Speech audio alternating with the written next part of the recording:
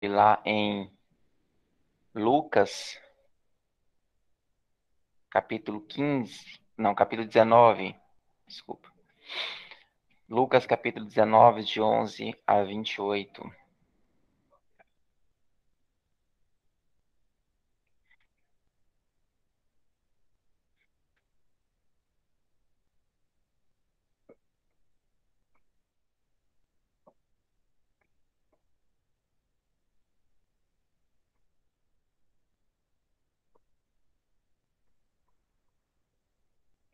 Todo mundo encontrou?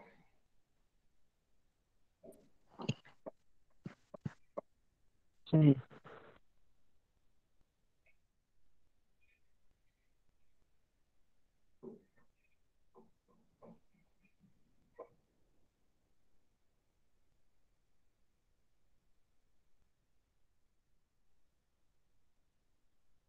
Já encontrei.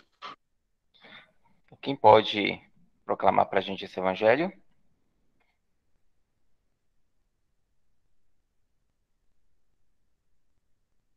Pode, Orlan, ler aí pra gente? Posso sim. De 11 ao 28, correto? Isso, A espera ativa, correto? Tá nesse? isso. Tendo eles ouvido isso, Jesus acrescentou uma parábola, porque estava perto de Jerusalém. E eles pensavam que o reino de Deus ia chegar logo. Então Jesus disse: um homem nobre partiu para um país distante, a fim de ser coroado rei e depois voltar. Chamou então 10 dos seus empregados, entregou 100 moedas de pratas para cada um e disse: negocie até que eu volte. Seus concidadãos, porém, o odiavam e enviaram uma embaixada atrás dele, dizendo: não quero que esse homem reine sobre nós. Mas o homem foi coroado rei e voltou.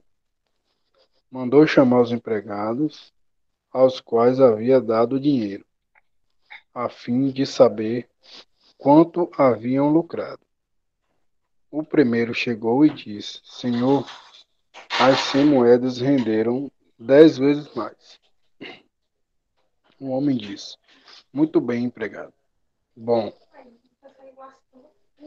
como você foi fiel em coisas pequenas, receba o governo de 10 cidades. O segundo chegou e disse: Senhor, as 100 moedas renderam 5 vezes mais. O homem disse também a este: receba também você o governo de 5 cidades. Chegou o outro empregado e disse: Senhor, aqui estão as 100 moedas que guardei num lenço, pois eu tinha medo de ti, porque és um homem severo. Tomais o que não deixe e colhes o que não semeaste. O homem disse: empregado mau, eu julgo você pela sua própria boca. Você sabia que eu sou um homem severo, que tomo o que não dei e colho o que não semeei. Então, por que você não depositou meu dinheiro no banco? Ao chegar, eu o retiraria com juros. Depois disse aos que estavam aí presentes: tirem deles as 100 moedas e dê para aquele que tem 1.000. Os presentes disseram: Senhor, esse já tem 1.000 moedas. Ele respondeu: eu digo a vocês, a todo aquele que já possui, será dado mais ainda. Mas aquele que nada tem será tirado até mesmo o que tem. E quando a esses inimigos que não queriam que eu reinasse sobre eles, tragam aqui e mantém na minha frente. Depois de dizer essas coisas, Jesus partiu na frente deles, subindo para Jerusalém. Palavra da salvação. Palavra da salvação. Glória a você, Senhor. Glória a vós, Senhor. E aí? Alguém pode me relembrar aí, ou nos relembrar, o que está falando essa parábola que Jesus contou?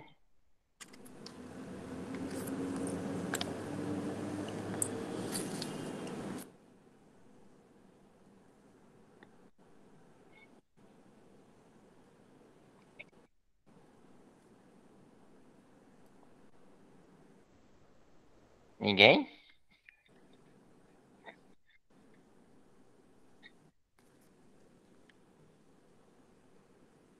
O que está falando a história aí, gente? Essa parábola? Só me recontem a parábola.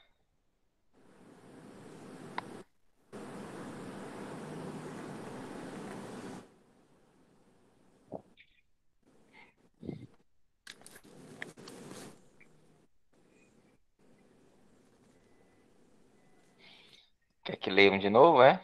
Eu tô aqui lendo de novo que até as palavras da minha é diferente da dele, entendeu? É, porque a edição é diferente. Aí eu fico assim, às vezes meio confusa, mas eu vou entendendo, tentando deduzir aqui. Por isso que eu tô lendo de novo. Uhum. Então, vamos ler novamente aí. Uhum.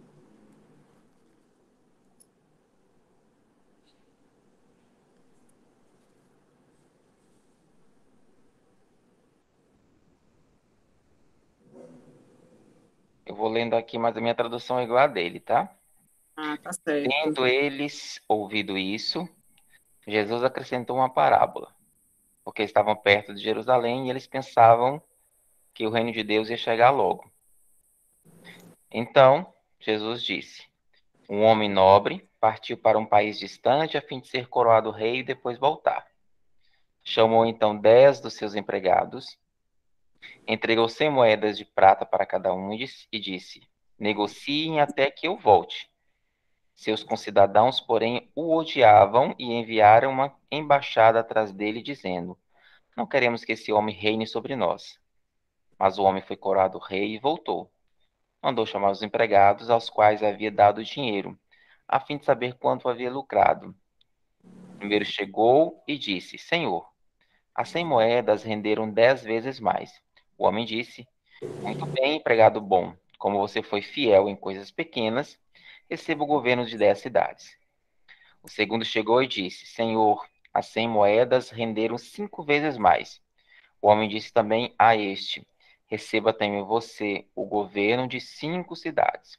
Chegou outro empregado e disse: Senhor, aqui estão as 100 moedas que guardei num lenço, pois eu tinha medo de ti, porque és um homem severo. Tomas o que não deste e colhes o que não semeaste. O homem disse: empregado mau, eu julgo você pela sua própria boca. Você sabia que eu sou um homem severo, que tomo o que não dei e colho o que não semeei. Então, por que você não depositaste o meu dinheiro no banco? Ao chegar, eu retiraria com juros. Depois disso, aos que estavam aí presentes, tirei dele as 100 moedas e dei um para aquele que tem 1000. Os presentes disseram: Senhor, esse já tem 1000 moedas. Ele respondeu: eu digo a vocês, a todo aquele que já possui, será dado mais ainda. Mas aquele que nada tem, será tirado até mesmo o que tem. E quanto a esses inimigos que não queriam que eu reinasse sobre eles, tragam aqui e matem na minha frente. Depois de dizer essas coisas, Jesus partiu na frente deles, subindo para Jerusalém.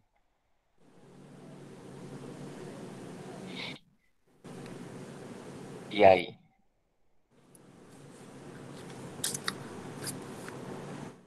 agora já deu, gente, para poder entender.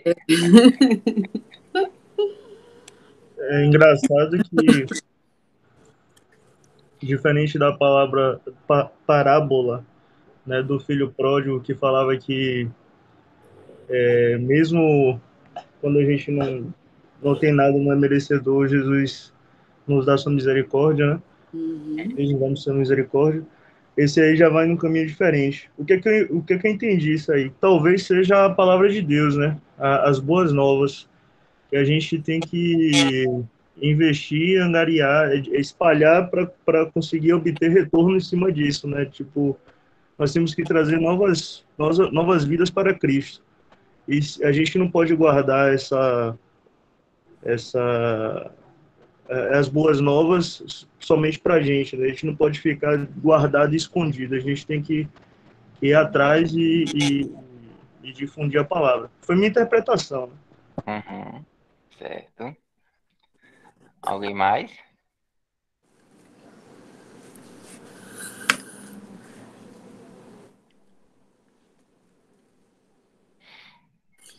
Eu acho que ele queria colher assim mais frutos, né? Porque como ele já tinha aqueles que ele deu as moedas, que é como se fosse um juros, né? Que você bota um dinheiro no banco para guardar, você não está guardando, você está botando ele ali para que ele dê um retorno de mais. Uhum, Então, eu acho que é mais ou menos por aí, mais ou menos que eu entendi, né? Como ele lhe deu aquilo, você já tinha aquilo, como se você levasse para colher mais e trouxesse para ele, em forma de, sei lá, de a palavra dele, né? uhum. Acho que eu entendi mais ou menos assim. Entendeu mais alguma coisa?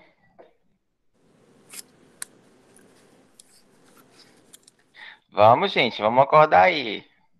Hoje é sábado, mas Tomar um café preto aí. vamos tomar um café preto, acordar, uma Coca-Cola e vamos acordar.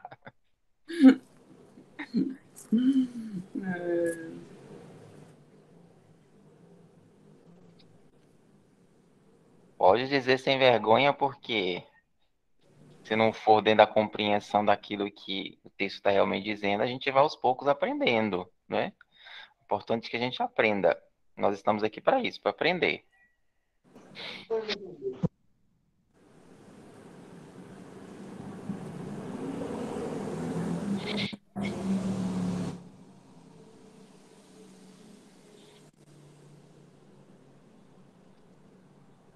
Aqui tem uma mistura, né? Porque outros evangelhos eles contam essas parábolas separadas, né? Que é uma parábola dos talentos, né? E uma outra a parábola do juiz, né? Do justo juiz. Aí Lucas ele faz diferente, ele junta essas duas parábolas em uma só, né? Ele fala que, porque Jesus que está contando essa parábola, ele sai perto de Jerusalém, então ele conta essa parábola que um nobre partiu para ser coroado rei, né? Aí que ele vai se tornar um justo juiz, né? E aí ele dá a três pessoas algumas moedas, né? Para que eles possam cuidar dessas moedas e dar um bom retorno. E o que acontece? Um trabalha, o primeiro trabalha com essas moedas, dá um retorno 10 vezes mais, o outro dá 5 vezes mais, o outro não dá nenhum, nem coloca no banco para poder um retorno.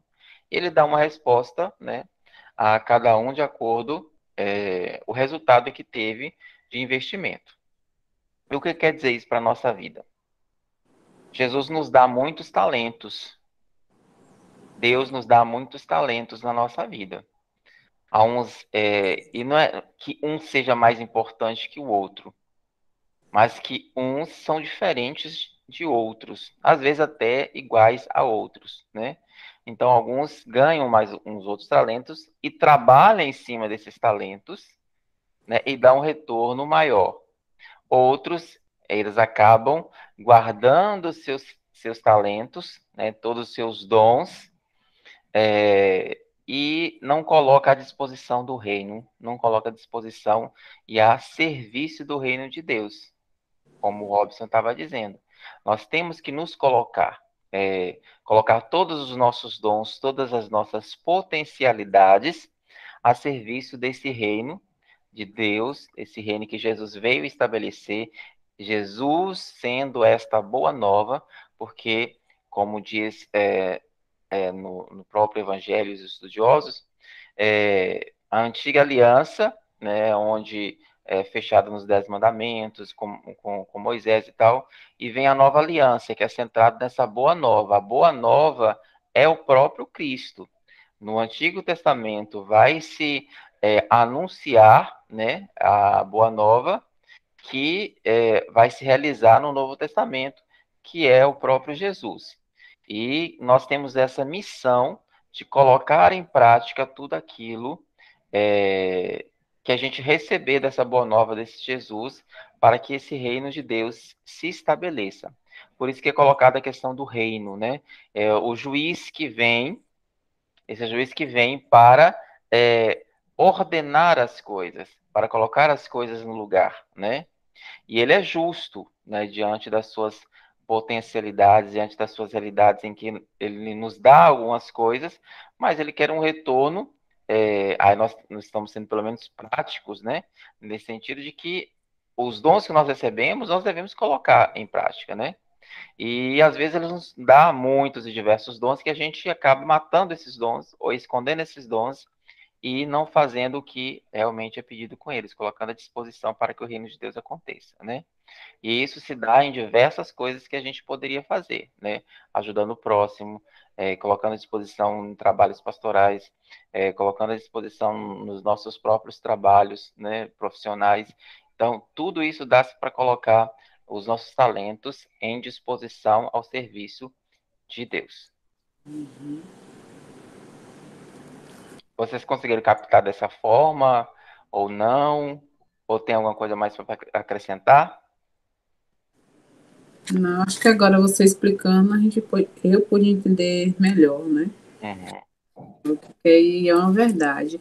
Agora você falou que às vezes ele dá o dom e às vezes a gente, eu não sei, às vezes a gente nem percebe, né? As coisas vão acontecendo assim, aí quando você para ver, é isso aí que você falou, às vezes a gente não faz e às vezes a gente faz e também nem se percebe que aquilo ali é um dom que você tem. Você acha que você já nasceu com aquilo daquele jeito, que você tem jeito para aquilo, outros não têm. Tem que encarar dessa forma, né? Uhum. E, Desde o diálogo, oração, o que eu falo, diálogo de Jesus diariamente é isso, é a oração. Vocês vão compreendendo melhor o que, que Jesus quer, uhum, fundando o seu entendimento sobre Jesus e vai compreendendo o que ele quer melhor, de melhor para a sua vida, e você vai se compreender dentro da sua própria vida o que, que é da sua vontade, o que, que é da vontade de Jesus, e aí tentar juntar as duas coisas, porque aí você vai ter consciência do que pode ser melhorado, né, do que pode ser tirado da sua vida, para melhor encaminhar na vontade de Jesus. sim, isso é verdade. Voltando ao nosso encontro anterior, alguém lembra do que nós trabalhamos no encontro anterior? Sim, lembramos que deu uma lida lá e tá, muitas coisas ainda estão frescas na cabeça aqui. Ótimo, então vamos lá relembrar o nosso encontro anterior, e é importante que todos nós relembremos para a gente poder seguir em frente, né? A gente tem que estar bem claro o que foi feito no último encontro, para a gente poder seguir no encontro de hoje, com o tema de hoje. Então, Luciane, partilhe para a gente o que você guardou do encontro Logo anterior. eu, Vou chamar para falar pelo nome, porque aí não tem como fugir. deu risada, né? É. No encontro anterior, a gente falou um pouco das partes, né, como a Igreja Católica ela está subdividida, né, nos ritos. Falamos também da parte das missas, como a missa está dividida também. Falamos também de que... Ai, meu Deus, eu li tanta coisa. A história da missa, o rito. Sim. Lembrando aí também, ajudando aí. A missa, o rito, o que mais? Material que faz parte da missa, de como está dividida a missa. Foi em partes, né? Fiz uns lembretezinhos aqui, umas pesquinhas aqui, né? A estrutura do Ritos iniciais, ritos finais. Uhum. Então vamos para a palavra. Vamos para a pergunta direta. Em quantas partes está dividida a missa? A missa, ela está dividida em... A estrutura da missa em duas partes. A liturgia da palavra e a liturgia da Eucaristia. Isso. E aí tem sempre os ritos iniciais e ritos finais. Então, se a gente receber 4 partes também, está correto, certo? Certo. Porque tem os ritos iniciais, tem os ritos finais, que depois foi acrescentado para melhor dar uma introdução e uma finalização à liturgia da palavra e liturgia eucarística. No material, coloquei 2, porque é o que rege a instrução geral do missal romano, né, que é o que a gente está seguindo lá e que passei para você. Todo o material está escrito lá, IGM, né, Instrução Geral do missal romano, IGMR, né, na verdade. Uhum. Então, são divididos nessas 4 ou em 2 partes, né, e a primeira é ritos iniciais, depois vem liturgia da palavra, depois liturgia eucarística e depois ritos finais, certo? O que consta nos ritos iniciais?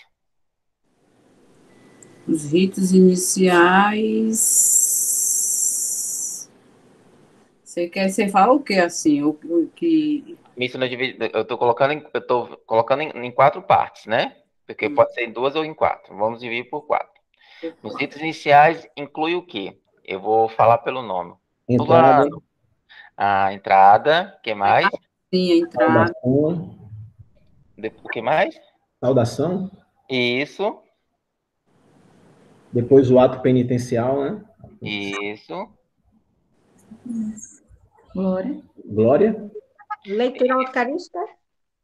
A leitura depois. Então, até o glória tá certo. Depois termina com... Oração da coleta. Isso, que vai coletar toda as preces e fazer intermediação, né, para entregar. Muito bem. Então, entrada, né, ali com a saudação do padre. Depois vem a liturgia, vem o ato penitencial, o glória quando for no domingo, porque durante a semana não se faz o glória, exceto quando for uma festa. Mais o glória. E depois termina com a oração da coleta, que é aquela oração que o padre faz coletando todas as preces, os desejos, as intenções da Assembleia e eleva a Deus. E depois vem... Zé, e o Senhor tem de piedade de nós? Isso, que aí faz parte, a gente está colocando aqui dentro do ato penitencial. Ok. Porque o Senhor tem de piedade de nós, Cristo tem de piedade de nós, e Senhor tem de piedade de nós, é o ato penitencial, né? O canto, ele veio para melhor vivenciar esse momento, né? A gente coloca ali o canto, porque, como eu falei para vocês no encontro anterior, o canto, se ele não for litúrgico, ele não... se ele não tiver essas partes, Senhor tem de piedade de nós, Cristo tem de piedade de nós, Senhor tem de piedade de nós, é obrigação do padre fazer essa parte no final, depois do canto. Entendeu? Porque o canto tem que ser litúrgico. Todos os cantos da missa, a gente chama cantos litúrgicos. Eles têm que ser litúrgicos, ou seja, cada um tem uma especificação correta. Por exemplo, canto de entrada, ele deve ter características próprias do canto de entrada. O que é? É a acolhida, não é só da Assembleia, mas a acolhida do momento que estamos vivendo em relação à celebração. Aí o ato penitencial tem que ter esses três pedidos. Senhor, tem de piedade de nós. Cristo, tem de piedade de nós. Senhor, tem de piedade de nós. O glória tem que saudar a Trindade. Se não saudar a Trindade, não é glória e não é litúrgico. né? Depois vai para o ato, a proclamação da palavra. A proclamação da palavra é obrigatório que se exalte, né, a questão da proclamação daquilo que Jesus está dizendo, né? Então aí tem que ter, de preferência, o aleluia em tempo que não seja, o tempo que seja prescrito, porque tem tempo que não pode se cantar o aleluia, né? Que é o tempo da quaresma, não se pode cantar o aleluia. Então, nos outros tempos, pode ser cantados. Então, existe uma especificação para o canto da proclamação da palavra, né? Depois, o canto do ofertório. O canto do ofertório também tem que ter essas características próprias de ofertar a Deus. Se não estiver dentro dessa perspectiva de ofertar a Deus aquilo que temos, aquilo que somos, né? Ele pede a sua característica litúrgica, né? Como também vem o da comunhão, se não exaltar a questão da nossa comum união eucarística com Cristo, também ele não é litúrgico. E o final também é a mesma coisa. E existe um outro canto que chama de ação de graças, que é um canto mais de reflexão após a comunhão, em que a gente coloca geralmente esse canto para a gente meditar um pouco sobre aquele Cristo que a gente recebeu na Eucaristia. Então, de preferência que ele seja um canto instrumental, se for um canto com letra, que seja um canto que nos leve a esse encontro de comunhão com Cristo, né? Então, todos os cantos, eles vão ter características próprias. Se não estiver dentro dessas características, eles deixam de ser litúrgicos e, portanto, não podem ser cantados na missa. Eles podem ser cantados no encontro, eles podem ser cantados numa assembleia, mas na missa não podem, né? Por exemplo, esses cantos que a gente canta aqui, eles não são litúrgicos, eles são cantos de louvor. Então, eles podem ser cantados nos nossos encontros, pode ser cantados num encontro comum, né? Mas dentro da missa, só se, por exemplo, após, na ação de graças ali, nós vamos fazer um momento de homenagem a alguma coisa que tem a ver com aquele momento. Aí pode se liberar para aquele momento, mas o correto seria um outro tipo de canto próprio para aquele momento de ação de graças. Entendeu? Aí depois vem a liturgia da palavra. O que contempla a liturgia da palavra, essa parte da missa?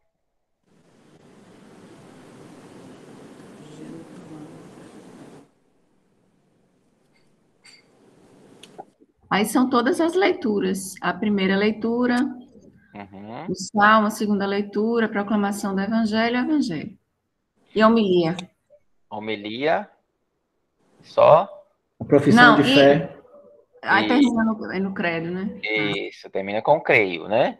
Então, ali até o creio, então, é a liturgia da palavra. Então, primeira leitura, salmo, segunda leitura quando for no domingo, ou missas especiais, o evangelho e o creio, né? Então, a partir do ofertório se dá a liturgia eucarística, não é isso? Então, o que compõe, então, a liturgia eucarística? Quais são as partes? A preparação dos bons, deixa eu ver se... Que é o ofertório ali no início. Depois do ofertório vem o quê? Cadê o povo que participa da missa aí? Vocês nunca prestaram atenção nisso, não, gente? A oração das oferendas? Isso, da oferenda, que é as ofertas, né? Isso. E depois vem o quê?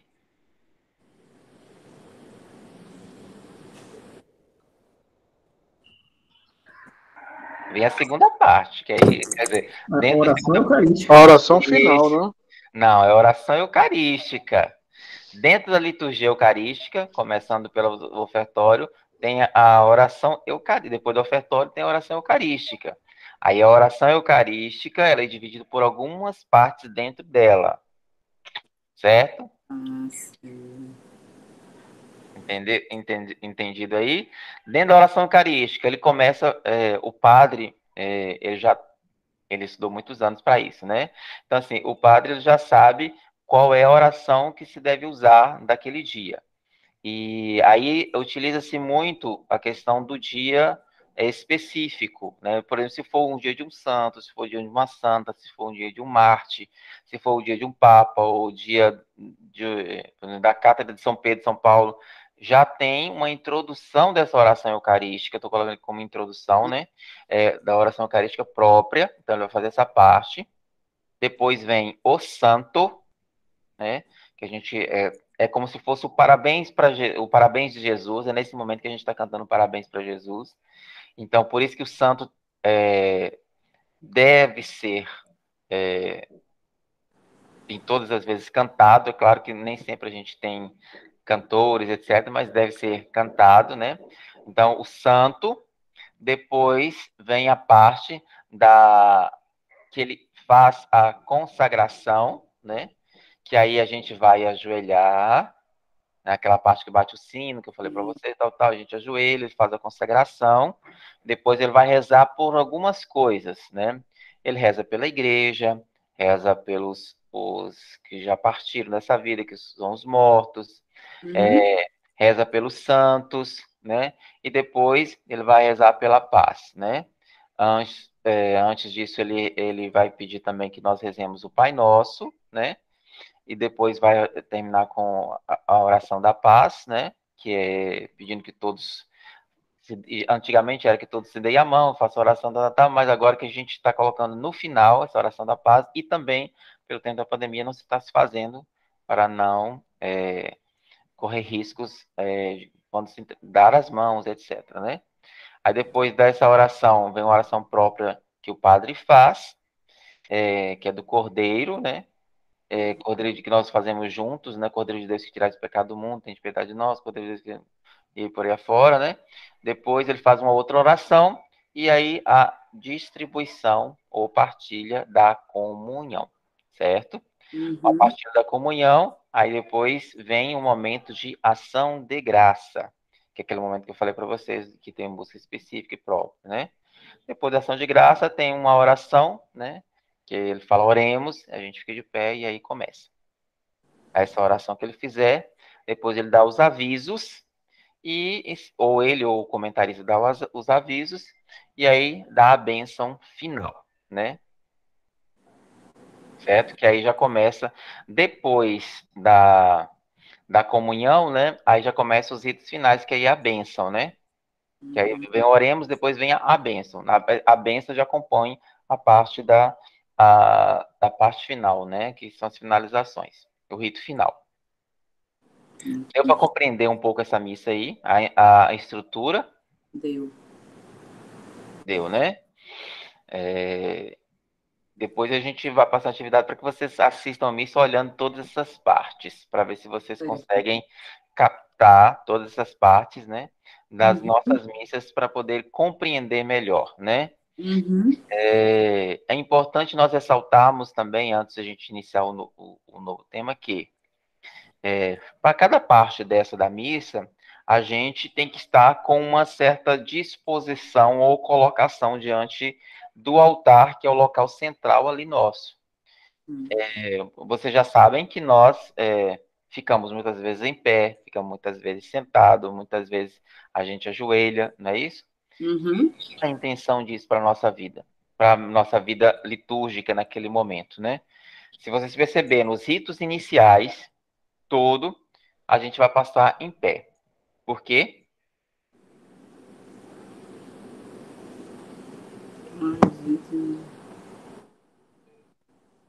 Não sabe?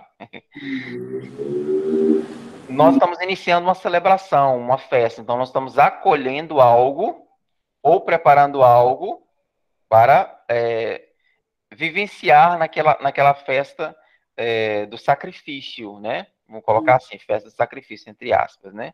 Porque a celebração em si é essa memória do sacrifício de Cristo. Então, aí nós vamos o quê? Nos colocar dispostos, então nós estamos em pé, abraçando ou acolhendo todo aquele momento para poder vivenciar todo o resto, né, todas as outras partes da celebração. Então, por isso que, no início, até o oremos da coleta, né, no momento da coleta, nós vamos ficar sempre de pé, né? Por isso que é o sentido de pé. Depois a liturgia da palavra, que vai das leituras, primeira Salmo, segunda leitura, nós vamos ficar sentados porque nós estamos ouvindo o que o Senhor quer nos... o Senhor do... Jesus, no Antigo Testamento, que é a primeira leitura, o Salmo, que é o Antigo Testamento, e na segunda leitura, que é o Novo Testamento, quer nos falar, né, nos ajudar na vivência do Evangelho. Então, por isso nós vamos ouvir o que o Senhor está nos dizendo. E o leitor que está lá, ele é um profeta de Cristo, é um profeta de Deus. Por isso que é importante essa função do leitor, porque naquele momento não sou eu, não é a Luana, não é, o Robson, ele é ali um profeta de Deus falando algo de Deus para a comunidade, para a assembleia. Uhum. É como se Deus estivesse usando aquela pessoa para poder falar algo que ele queira dizer para todas aquelas pessoas. Depois disso, vem a proclamação, o evangelho, que nesse momento nós devemos estar o quê? De pé. De pé, prontos para colocar em prática o que Jesus está nos dizendo. Jesus é essa boa nova que está ali para nos ajudar, que está ali para nos ajudar a vivenciar melhor o que Deus quer para a nossa vida. Então, nós temos que estar de pé, pronto, a partir da proclamação do evangelho até o término do evangelho. Com homilia, nós sentamos para ouvir o que o padre tem nos dizer acerca da reflexão das leituras com o evangelho, né? Colocando um pouco da relação com a nossa vida. Aí ele vai passar isso dentro dessa homilia. Em seguida, né, nós vamos fazer o creio. E o que é o creio? O creio são os nossos dogmas de fé. São as nossas regras de fé. Então, ali nós temos que estar dispostos, por isso nós ficamos de pé no creio. Então, como creio, nós fazemos e ficamos de pé. E fazemos creio em Deus Pai Todo-Poderoso, porque nós estamos firmando como se fosse um compromisso com Cristo, aquelas regras da nossa fé. Nós estamos afirmando, nós somos católicos, apostólicos, romanos, por isso nós temos essas regras, e nós estamos afirmando isso através do creio. No ofertório, é o momento da oferta, então a gente senta, né, porque é aquele momento em que o padre está ofertando a Deus todos os nossos dons, para que depois, em seguida, ocorra a liturgia, a oração eucarística. O momento da oração eucarística todo, nós vamos ficar de pé até a distribuição da Sagrada Comunhão, que é a comunhão. Então, nós vamos ficar de pé em todos os momentos, exceto no momento da consagração, que a gente vai ajoelhar, né? Que aí vai bater o sino, a gente vai ajoelhar, depois ele faz a consagração, aí a gente fica de pé de novo. Então, nesse momento todo, a gente vai ficar de pé até a distribuição da comunhão. Para, em seguida, nós sentarmos e a gente vai levantar só com oremos, que é a oração conclusiva desse momento da missa, para depois ele dar os avisos e a bênção final. A bênção final, a gente sempre fica de pé, porque nós estamos nos despedindo daquele momento. E aí o que acontece? Ele faz a bênção. Por isso que a gente tem que sempre abaixar a cabeça, porque ele está nos abençoando.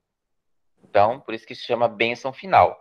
Nós estamos nos despedindo para que nós possamos ir para as nossas casas, nossas famílias, e nós estamos recebendo a bênção após o término da missa. Então, por isso que é importante participar também do final, dessa bênção final. Porque tem muita gente que fica até a oração após comunhão e sai da igreja. É importante nós fiquemos todo o final, inclusive com a bênção final. Entendi. Tem alguma dúvida aí vocês que queiram perguntar? Não. Não, né? Então, nós vamos hoje trabalhar uma questão algumas questões mais específicas, né? Da nossa liturgia, né? Que são os materiais, como eu falei para vocês, né? Que são os materiais litúrgicos que a gente utiliza, né?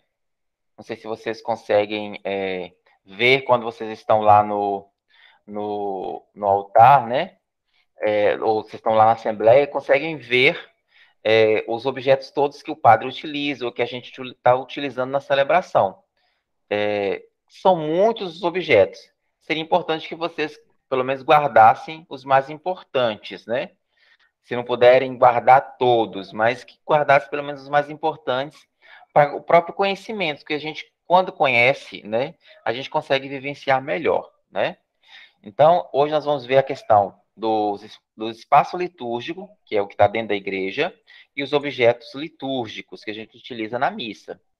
Então, o que é o espaço litúrgico, né? Vamos lá. O povo de Deus que se reúne para celebrar o mistério pascal de Cristo forma uma assembleia orgânica. Então, todos nós que estamos sentados lá nos bancos, nós fazemos parte, nós somos essa assembleia. Ela expressa-se por várias funções e ações em diversos momentos da celebração. A disposição geral do edifício sagrado deve ser de tal forma que ofereça uma imagem da Assembleia reunida, por isso que é importante ou estar de forma oval ou de forma circular essa igreja, para que todos possam ter essa mesma visão de unidade, né, entre todos os participantes, né? Como tá, até o próprio Instrução Geral do Mistério Romano diz lá em 294. Precisa-se superar o pensamento de que o espaço celebrativo deve ter uma estrutura bipartida. Porque antes o que é essa estrutura bipartida? Porque antes a gente tinha a visão que só existiam essas duas partes, né? Essa parte do altar, né, que nós vamos descobrir o nome daqui a pouquinho, e essa parte nossa onde a gente ficava, que é a Assembleia, né? Mas não são só essas duas partes, né? Existem outras partes que são importantes que a gente possa compreender melhor, né?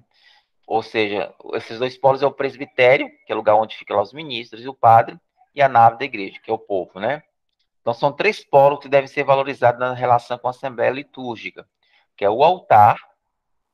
Esse altar é tanto o ambão, que é da palavra, como do sacrifício, que é o altar, onde acontece a consagração.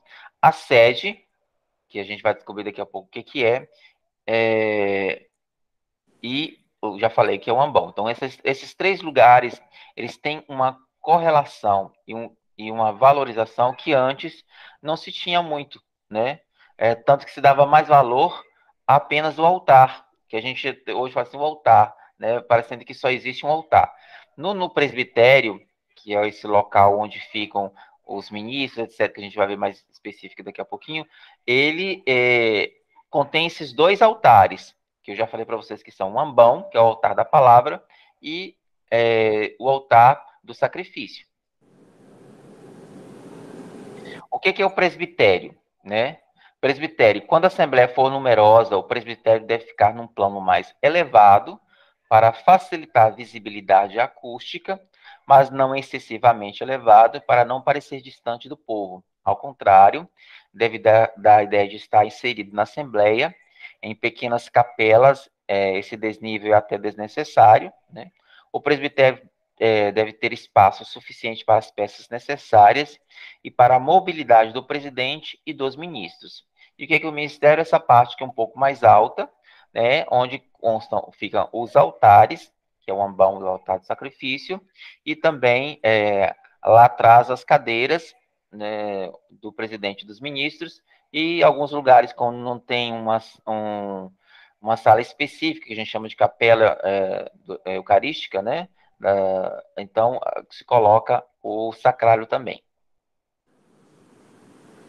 E aí vem o altar, o centro da fé cristã é o mistério pascal de Cristo e sua total entrega por nós, confirmada pela ressurreição e dom do Espírito.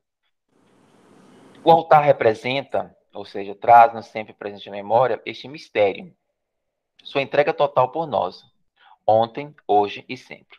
Em torno do altar reúnem-se os fiéis para participar do banquete pascal. É importante que a mesa seja uma peça sólida e estável. Ela pode ser em pedra, ela pode ser madeira, pode ser concreto, ferro, evitando-se imitações desses materiais.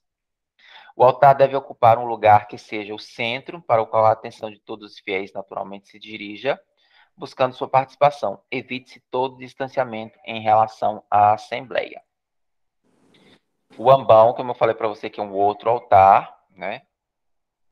A Constituição sobre a Sagrada Liturgia do Concílio Vaticano II, lembra quando eu falei da missa, que é importante, com o Vaticano II reformulou toda a centralidade da missa, né? Afirma: Cristo está presente pela sua palavra, pois é ele mesmo que fala quando se leem as Sagradas Escrituras na igreja, Sacrosanto Concilium. Sendo a palavra uma só, o ambão também deve ser único. Ele pode ser fixo ou móvel. É importante ter estabilidade e não ter aparência frágil. A altura é sempre a mesma, com a inclinação para facilitar a leitura, a fim de facilitar a visão da assembleia, e o local for muito grande, pode ser colocado no tablado. Deve haver 2 móveis iguais, mas diferentes. Não deve haver 2 móveis iguais. Por exemplo, na nossa igreja, lá na igreja matriz, tem 2 iguais.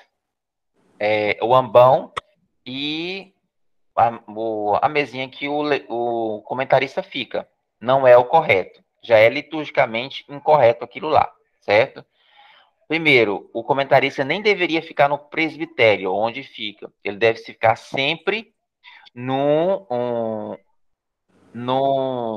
altura um pouco mais baixa ou fora do presbitério.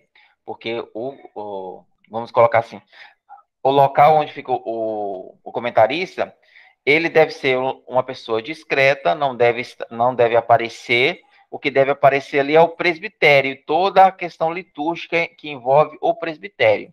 E o comentarista está ali simplesmente para ajudar na condução dessa celebração, com alguns comentários sobre algumas partes da missa, para que o povo melhor possa entender, né?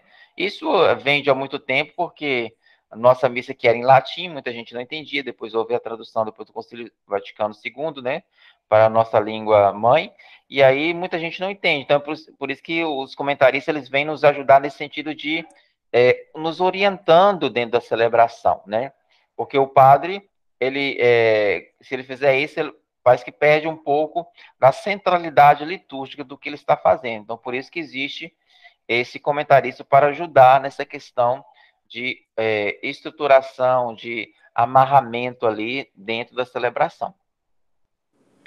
Então, então por isso que não deve haver 2 móveis iguais. Então, por isso que deveria haver só um lá, que é o ambão da palavra, onde alguns já fizeram a leitura lá, viu, que só deveria haver aquele, não o outro que existe depois do altar do sacrifício, não deveria estar ali, mas mais abaixo, e também não deveria ser igual ao ambão, certo? Então, há esse erro litúrgico lá na nossa paróquia, né? Na nossa igreja matriz. Mas, permanecendo isso, vocês saibam, tenham consciência que está errado, viu? E lá o correto seria só o ambão da palavra estar daquele jeito, e o outro tem que ser um outro diferente, e nem estar ali no presbitério. Estou falando isso para que vocês fiquem claros, já não digam antes que está errado, então já estou dizendo que está errado. Então, não deve haver 2 móveis iguais, mas diferentes.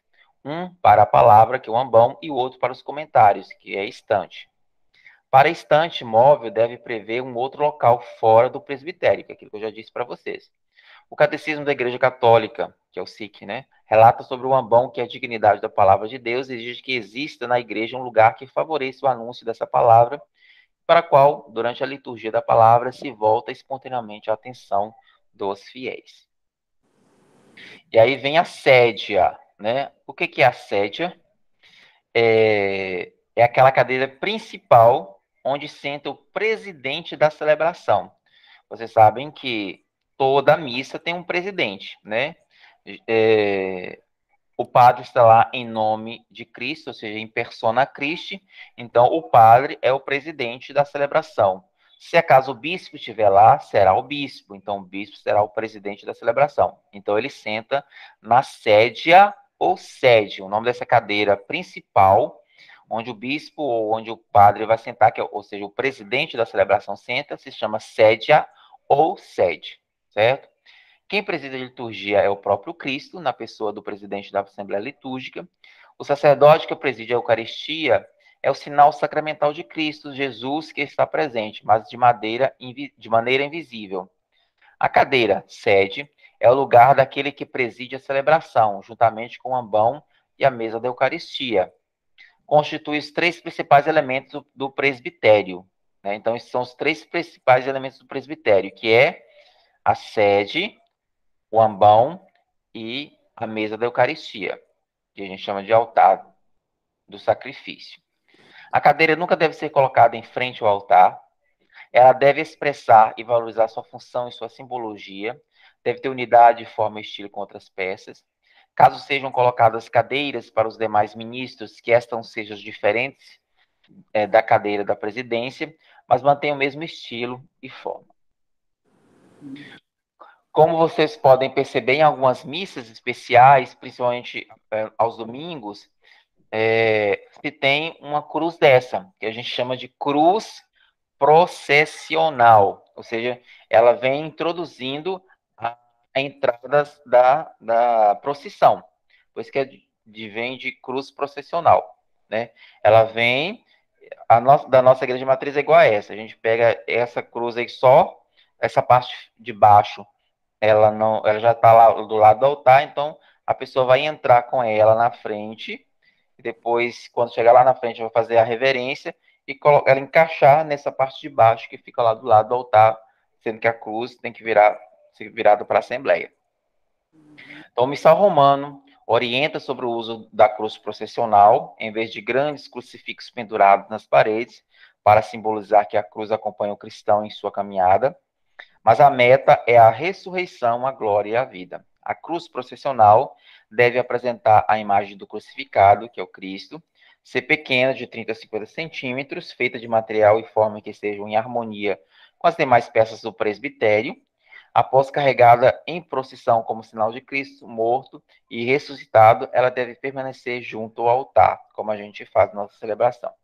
Então, na procissão de entrada, a gente coloca primeiro a cruz, depois vem o incenso, né, com vem um turíbulo, né, que é onde se coloca o incenso. Então, vem primeiro a cruz, na frente uma pessoa com a cruz, depois a pessoa com incenso, depois vem os leitores, depois vem os ministros, depois vem o diácono, depois vem o padre, ou o bispo, se for presidente da celebração. É essa ordem que se deve proceder quando houver uma procissão de entrada numa missa. O que é a credência? A credência é uma mesinha que fica do lado, onde se coloca todos os objetos litúrgicos que vão ser utilizados naquela celebração, principalmente no altar do sacrifício ou na mesa da Eucaristia, como queiram, né? Então, aí é colocado nessa mesinha. É uma espécie de pequena mesa colocada discretamente no presbitério para operar os objetos necessários para a missa, que são o cálice, a patena, as galhetas, os livros ou o que mais for necessário, dependendo da celebração. Não deve sobressair com rendas ou outros ornamentos. É bom que sua altura seja inferior ao do altar. A credência pode ser colocada encostada na parede lateral do presbitério ou como um console na parede, fazer parte da própria parede. A credência pode ser fixa ou móvel. Na entrada da igreja pode ser prevista uma ou mais credências para as ofertas ou folhetos. No nosso caso, a gente não tem, na nossa igreja matriz, a gente não tem. Nós temos só um instante que antes tinha, a gente colocava essas coisas lá na frente na entrada, né? Nós temos a credência, nós temos lá no presbitério mesmo, fica perto do sacrário. Né? Se vocês perceberem, perto do sacrário tem uma mesinha pequena lá, encostada na parede, onde ficam os objetos litúrgicos. O material usado deve ser simples e nobre e estar em harmonia com as demais peças do presbitério. O que é a nave da igreja? Que muitos de vocês podem até ouvir falar falando assim da nave da igreja, mas não sabe o que é, né? Na nave, os fiéis se reúnem em assembleia para participar da celebração. A nave é muito importante, deve ter garantidas a funcionalidade e a comodidade. O lugar deve induzir ao respeito ao silêncio, deve-se prever um fluxo eficiente das pessoas em determinados momentos da liturgia, por exemplo, nas diversas procissões previstas, entrada, oferendas e comunhão. Para esses corredores central e laterais, são calculados levando em consideração o público almejado em conformidade com a legislação municipal. Ou seja, a nave é a parte toda da Assembleia que vem depois do presbitério. Tem um presbitério que está lá, os dois altares, né, as duas mesas, e a sede. O restante todo para cá, onde fica a Assembleia, é considerado como nave da igreja, tá? O coro, em muitas igrejas antigas existem, principalmente aqui em Salvador, que tem muitas igrejas, né? Então, se vocês perceberem, existe essa parte do coro. Nas igrejas que foram construídas mais recentes, elas não têm o coro, né? Mas tem algumas partes que, na nossa igreja, nós temos aquela parte que nós chamamos de mezanino, que pode ser também chamado de coro, né?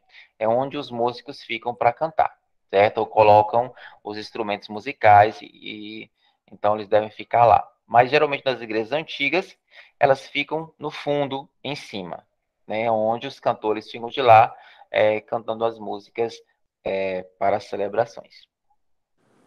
O batistério, né? Ou pia batismal, também pode ser chamado, é conhecido mais como pia batismal, tá? Mas pode ser também batistério.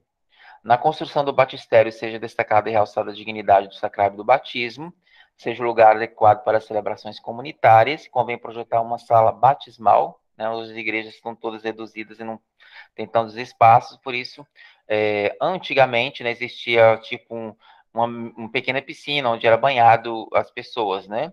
Hoje não, hoje é realmente construída uma pia batismal, onde se acontecem os batismos. Nas igrejas antigas, essa pia batismal, ela é colocada no início da igreja, logo na entrada, porque é o primeiro sacramento que se faz. Portanto, é o início, né, é a entrada da pessoa a ser cristão ali, a partir do batismo. Então, com o batismo, a pessoa se torna componente, o partícipe de nossa religião. Por isso que ela é colocada como sentido para ficar no início, logo na entrada da igreja, né? Mas com o tempo foi se mudando e algumas nem têm mais a pia batismal, mas são usadas jarras de água, né, próprias para fazer o batismo. A liturgia fala de fonte batismal. Essa ideia de batistério fonte pode ser visualizada fazendo jorrar verdadeiro jato de água nascente. Tem o confessionário, né, que é onde o espaço deve facilitar o contato pessoal e o diálogo entre o fiel e o sacerdote. É o espaço onde o padre vai ouvir as confissões dos seus fiéis, né?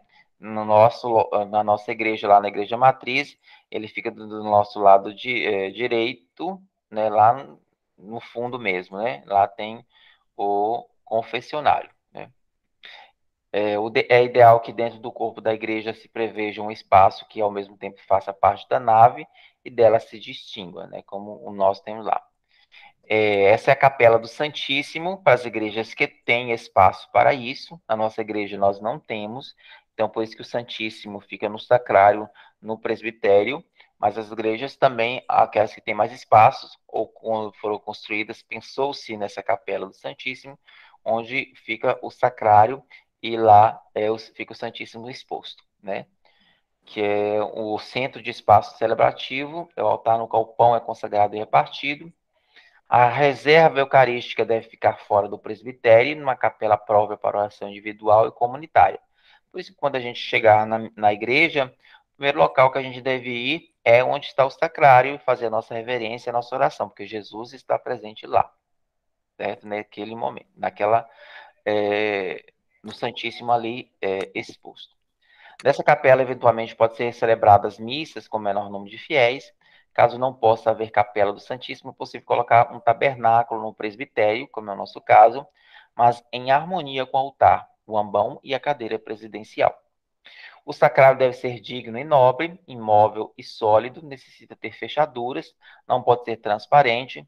Sua forma, seu estilo e o material devem considerar as demais peças e formar com elas um conjunto. Tecidos rendados, letreiros, flores e outros enfeites não ajudam a elevar a dignidade da peça do seu conteúdo, pelo contrário.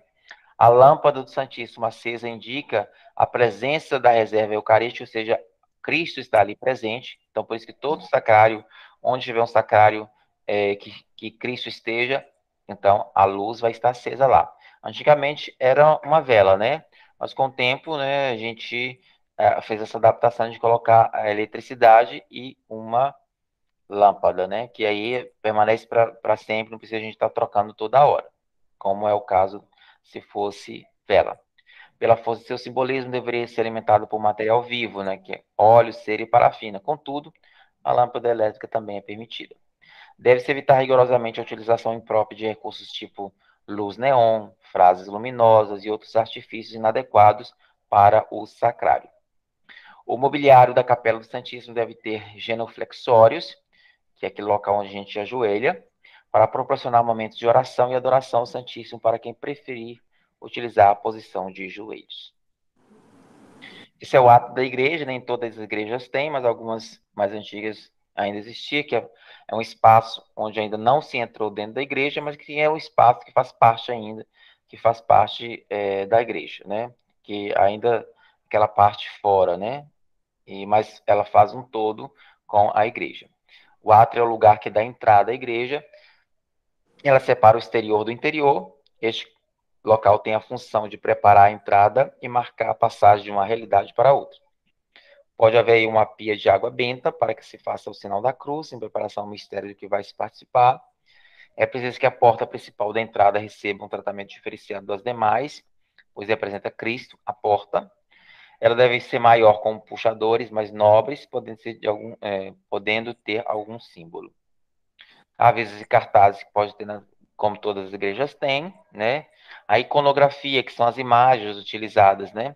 A arte sacra é verdadeira e bela quando corresponde por sua forma à vocação própria, evocar e glorificar na fé e na adoração o mistério transcendente de Deus, pelo excelso invisível de verdade, amor revelado em Cristo. É preciso cuidado para não haver exageros, né? Às vezes, em uma única igreja, multiplicam-se imagens de Jesus Cristo, de Virgem Maria ou de um santo, quando bastaria um único exemplar de cada. O programa iconográfico de um edifício cristão tem como centro a imagem de Cristo, crucificado ou ressuscitado. A imagem do padroeiro, em pintura ou escultura, pode ficar em algum lugar do presbitério da nave. Ela jamais é o centro. Nunca colocá-la sobre um altar, pois só deve haver um altar, que é o eucarístico. A iluminação adequada, pontual, pode valorizar e atrair dignamente a atenção em imagem, sem que seja preciso recorrer a outras soluções. Recomenda-se a via sacra e outros elementos devocionais subjetivos que estejam fora do lugar da celebração eucarística, né? A ornamentação da igreja deve ser de forma simples, né? E aí vem a via sacra, entendida como um caminho sagrado que lembra os últimos passos de Jesus em direção à sua paixão e ressurreição. Encontra justa localização no espaço externo da igreja ou dentro. No nosso caso, ele está dentro da igreja, né? Se vocês olharem na igreja matriz, tem algumas estações de um lado esquerdo, tem outras estações do lado direito. Começa-se pelas estações do lado esquerdo, né? E depois, terminada, passa para do lado direito. São as estações que são parte do caminho sagrado dos últimos passos de Jesus. Algumas igrejas mais antigas têm torre, né?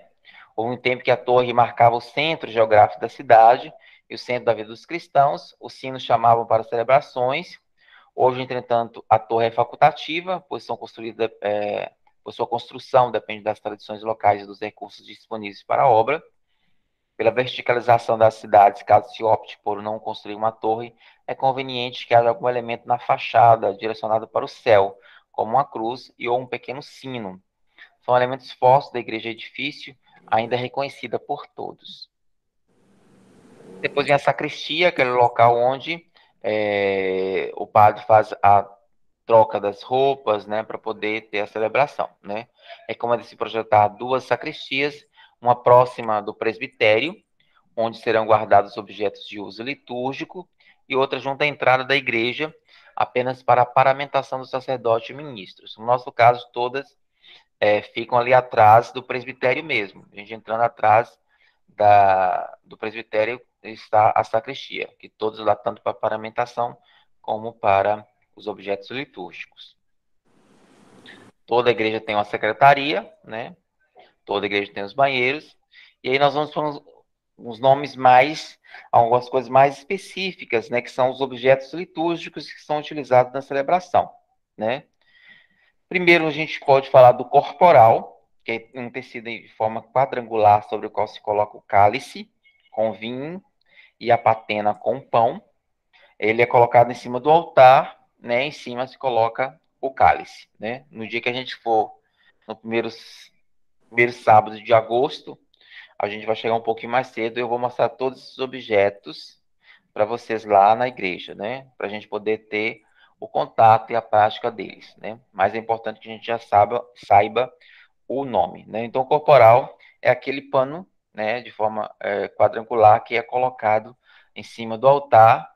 Se vocês perceberem, na hora do ofertório, o ministro ele vai passar um cálice com o corporal, com a patena e com a pala e com a Eucaristia para o padre, e ele vai organizar isso em cima do altar.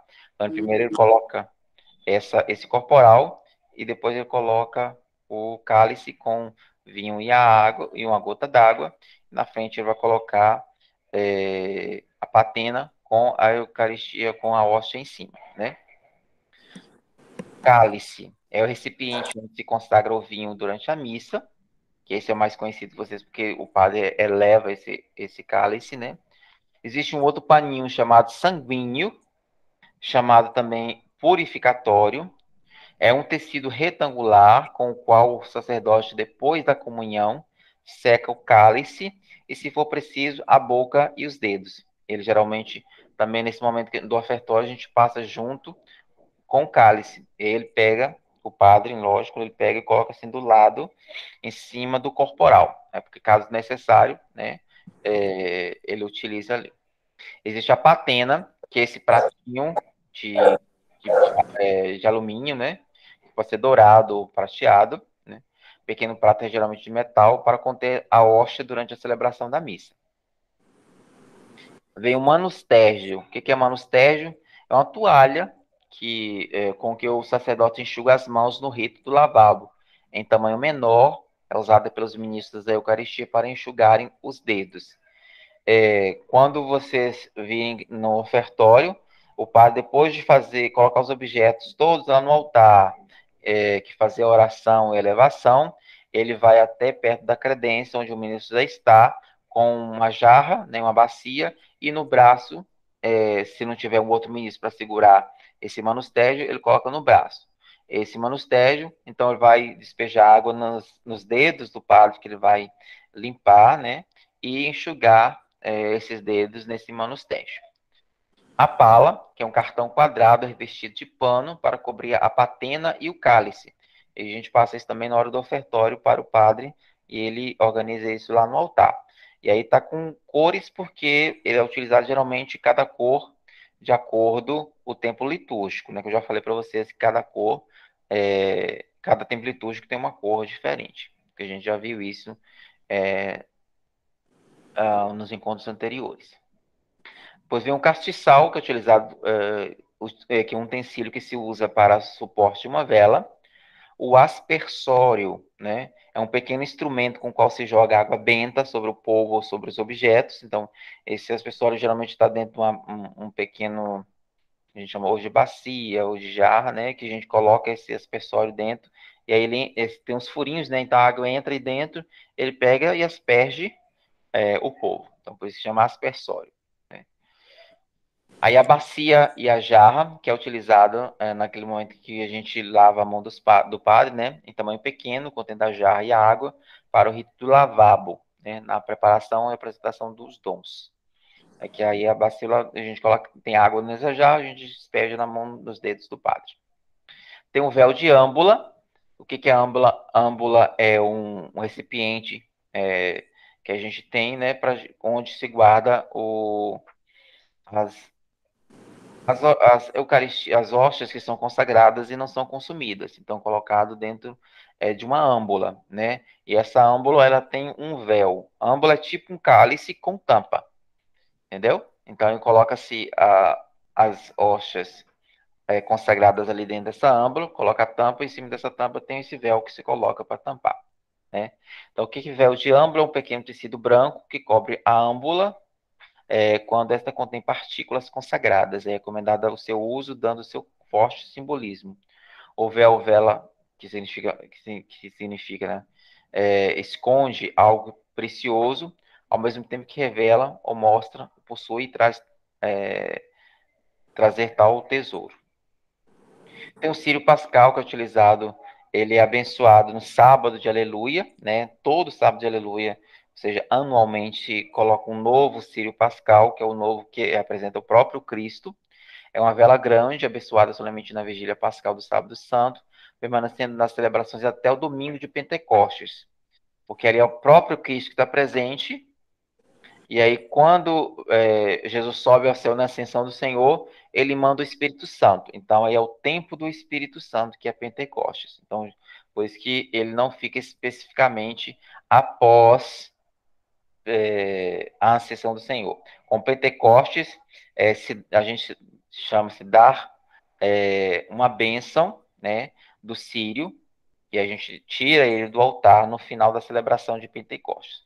Por isso que se essa missa de vocês de Crisma for realmente um dia de Pentecostes, aí no final vocês vão perceber esse mesmo momento em que a gente faz essa retirada do círio do altar, que quem faz é o bispo, o próprio bispo, né? Uhum. Ele faz esse momento de bênção e retirada do círio do altar. Pode ser utilizado depois o círio em outros momentos, como batismo, em outros momentos importantes de celebração, mas aí ele retira nesse dia do altar, certo? Ele tem todo um simbolismo, ele tem alguns cravos que são colocados, né? Que são 5 cravos, né? Em cada um das chagas de Jesus, né? Simbolismo é esse, das chagas de Jesus. Então é colocado e é falado algumas coisas no momento que, no sábado de Aleluia, né, na vigília pascal, o padre vai colocando cada cravo e vai falando algo sobre aquele cravo, né? E sobre naquela chaga de Jesus. E a âmbola, que pode ser âmbola, cimbório e píxide, que é a mesma coisa, né? É um recipiente para conservação e distribuição das hóstias aos fiéis. A âmbola geralmente tem tampa. Cibório e píxide, geralmente, ela é tipo uma baciazinha, ela é um pouco mais elevada, né? E nem sempre ela tem tampa, né? Mas algumas vezes ela também possui tampa. Por isso que elas são colocadas juntas, porque elas têm essa mesma função de colocar as hóstias ali, né? Dentro. Ou para distribuição aos fiéis, ou para serem guardadas no sacrário. Se for guardado no sacrário, obrigatoriamente tem que ter a tampa. Senão, não pode se colocar lá, porque no sacrário só pode ser guardado com a tampa. O cálice, que eu já falei para vocês, né? Aí vem as velas, que geralmente tem no altar, porque quando Cristo sobe, no altar se coloca somente as 2 velas representantes desse Cristo. As velas comuns, porém de bom gosto, que se colocam no altar geralmente em números de 2, em 2 castiçais. As galhetas são 2 recipientes para a colocação da água e do vinho para a celebração da missa, né? Que o padre pega, coloca o vinho dentro do cálice e depois coloca uma gota de água, né? E a hóstia, né? Que é o pão não fermentado, ázimo, naquele tempo de Jesus, usado na celebração eucarística, que se entende a hóstia maior. É comum a forma circular, porque existe a hóstia de diversos tamanhos, né? Ela pode ser pequena, que é aquela que a gente recebe durante a celebração, e a maior, que ela pode ser de diversos tamanhos, porque depende muito do tamanho da igreja. Porque às vezes, se a igreja for muito grande, tipo um santuário, quem está lá atrás não vai ver a hóstia sendo consagrada lá em cima e é levada pelo padre. Então, eles geralmente colocam uma hóstia maior. E aí depende, pode ser no tamanho de um disco, pode ser no tamanho de um CD, entendeu? Então, aí depende muito do tamanho da igreja que eles compram essa hóstia. E quando a gente fala hóstia, a gente está falando mais da maior, né? Porque quando for a menor, a gente vai chamar de partícula. Tem o ostensório, né? O ostensório que aqui serve para expor a hóstia consagrada para a adoração dos fiéis e para dar bênção eucarística. nós vamos fazer alguns momentos de adoração também, e vocês vão ver o que é, de fato, esse ostensório, que é onde se coloca a hóstia, a gente faz adoração a Cristo ali naquele local, né, com aquele objeto, né? Então, se chama ostensório, né? A caldeirinha, pequena vasilha onde se coloca água benta para a aspersão. Lembra que eu falei lá do aspersório? Aspersório é esse coisinha aqui embaixo, e a caldeirinha, esse local aqui onde se coloca a água benta para aspersão, né? Então, os dois são juntos, aspersório e caldeirinha. A estica, como eu falei para vocês, é aquela hóstia menor. A reserva eucarística é aquela hóstia que foi consagrada e não foi consumida na celebração. Então, ela é guardada dentro de uma âmbula e depois colocada dentro do sacrário. Com tampa. Com tampa. Aqui está sem tampa, só vou mostrar que tem realmente aí, viu? Mas ela tem que ser com tampa. E é chamada de reserva eucarística. O sacrário, né, que é o pequeno estojo geralmente de metal, onde pode ser de madeira também, tá? Mas a maioria é de metal, onde se leva a Eucaristia para os doentes, né? Então ele fica lá, aí os ministros, quando levar a Eucaristia para os doentes, pegam ali. Usa-se também em tamanho maior na celebração eucarística para conter as partículas. Tem um outro objeto chamado teca, que é um pequeno estojo, geralmente de metal, onde se eleva a Eucaristia para os doentes. Usa-se também em tamanho maior na celebração eucarística para conter as partículas, né?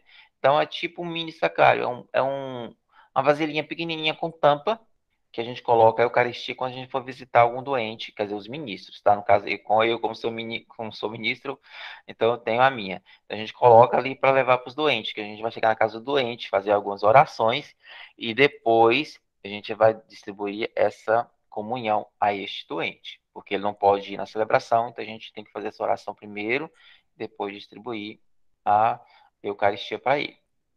E aí vem o incenso, que é uma resina aromática extraída de várias plantas usadas sobre brasas nas celebrações solenes. É colocado naquele turíbulo, né? E aí com um carvão, né, aceso, e aí ela exala aquela fumaça. A naveta é o lugar onde se coloca o incenso, né? Que é o pequeno vaso onde se transporta o incenso nas celebrações litúrgicas, né? José, tem que cortar. Qual a função do incenso? O incenso, ele é elevar a Deus todos os nossos desejos, né? É como se fosse pegando tudo aquilo que nós estamos ali, né? E elevar a Deus, né? É simbólico nesse sentido de elevar a Deus tudo que nós estamos vivendo ali. E também de purificação, né? Por isso que nas celebrações, quando forem especiais, quando for uma celebração de algum santo, por exemplo, Sagrado Coração de Jesus, ou da Cátedra de São Pedro e tal, e tiver o incenso, eles vão incensar no início, vão incensar no momento da liturgia, quando for fazer o evangelho, na hora do ofertório, né? Aí, então, em alguns momentos, eles fazem primeiro uma purificação através do incenso, né? Para poder vivenciar aquele momento de elevação a Deus. Certo? Certo, Edivânia? Certo, entendi agora. E aí vem o turíbulo, que é o vaso utilizado nessas incensações, ou seja, o incenso é colocado aqui dentro, né? Durante as celebrações. Daí se coloca a brasa e o incenso. Embaixo coloca a brasa, depois em cima, com a colherzinha, pega esse incenso aqui dentro da naveta e joga aqui dentro. Daí o incenso acontece, certo? Alguma dúvida? Não. Tá tudo tranquilo aqui, então? Uhum. Posso perguntar qualquer coisa, então, que vocês já sabem, né? Já. Já? Bom, Foi muito bom, porque quando eu chegar na igreja agora, a gente vai ter uma perspectiva diferente, né? De você já olhar e já saber a função de cada uma dessas peças, né? Isso, exatamente. E com o tempo a gente vai gravando mais, né? Porque hoje você só explicou assim, a gente visualiza, mas não Isso, exatamente. tem na função. E aí no primeiro sábado de agosto vocês não vão ver porque a gente vai chegar um pouquinho mais cedo, eu vou mostrar para vocês cada um dos objetos e também como é que se monta ele lá no altar, como é que o padre faz para a gente poder ter essa prática mesmo, né, de observar como é que acontecem as coisas. E aí, a partir de agora, vocês observam melhor também, né, como é que o padre está fazendo isso lá no altar, que aí vocês vão até visualizando, ó, isso é isso é aquilo, e etc, né?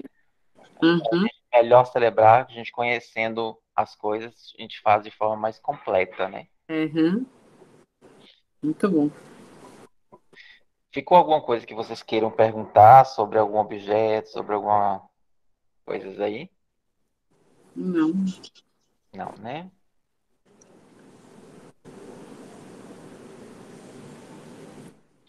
Então tá certo, né? Então sábado que vem a gente se encontra.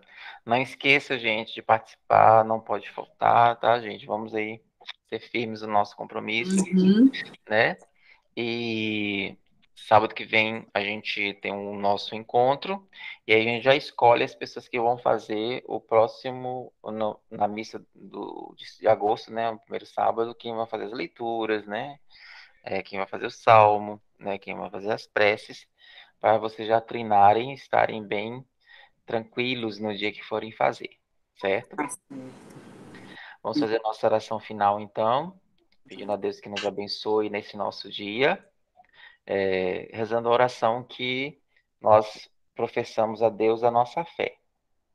Creio em Deus Pai Todo-Poderoso, Criador do céu e da terra, e em Jesus Cristo, seu único Filho, nosso Senhor, que foi concebido pelo poder do Espírito Santo, nasceu da Virgem Maria, padeceu sob Pôncio Pilatos, foi crucificado, morto e sepultado, desceu à mansão dos mortos, ressuscitou ao terceiro dia, subiu aos céus, está sentado à direita de Deus Pai Todo-Poderoso, de onde há de vir a julgar os vivos e os mortos. Creio no Espírito Santo, na Santa Igreja Católica, na comunhão dos santos, na remissão dos pecados, na ressurreição da carne, na vida eterna. Amém.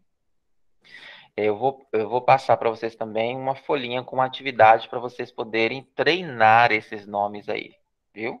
Tá certo. Para postar no YouTube, eu mando o link, mando esse material que eu utilizei e também mando a atividade para vocês já treinarem já esses nomes aí. Que aí vocês vão gravando melhor esses nomes, tá bom? Tá certo. Estivemos reunidos em nome do Pai, do Filho e do Espírito Santo. Amém. Excelente final de semana para vocês, que Deus abençoe, que nós tenhamos um excelente dia, sábado e um excelente domingo. Certo? Todas. Amém. Bom final de semana, que Deus nos abençoe. Tchau, pessoal. Bom final de semana. Fiquem com Deus. Amém. Também. Final de semana. Boa noite a todos.